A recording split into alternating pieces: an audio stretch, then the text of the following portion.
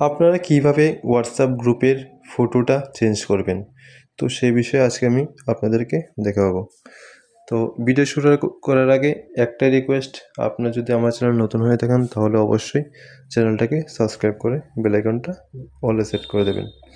তো সবার প্রথমে কী করবেন, হোয়াটসঅ্যাপে চলে আসার পর হোয়াটসঅ্যাপে যে গ্রুপের ফটোটা চেঞ্জ করতে চাইছেন সেই গ্রুপটার মধ্যে ক্লিক করবেন। যেমন ধরুন আমি এই গ্রুপের ফটোটা চেঞ্জ করতে চাইছি, তো এই গ্রুপের মধ্যে আমি ক্লিক করব। এই গ্রুপে ক্লিক করার পর আপনি উপরে নামের দিকে ক্লিক করবেন। এই নামে ক্লিক করার পর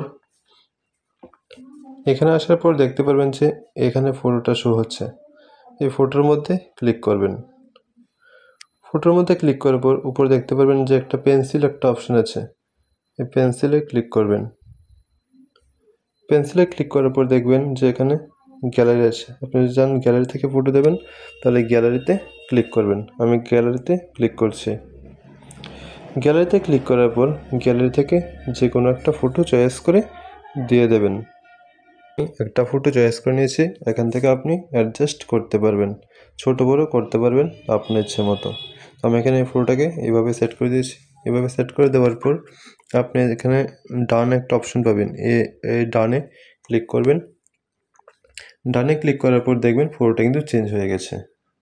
তো এইভাবে কিন্তু আপনারা কিন্তু হোয়াটসঅ্যাপের ডিপি যে আছে গ্রুপের, সেই ডিপিটা কিন্তু চেঞ্জ করতে পারবেন খুব সহজেই। তো ভিডিওটা কেমন হয়েছে অবশ্যই জানিয়ে দেবেন কমেন্ট বক্সে। দেখা হচ্ছে আগামী ভিডিওতে। Thanks for watching.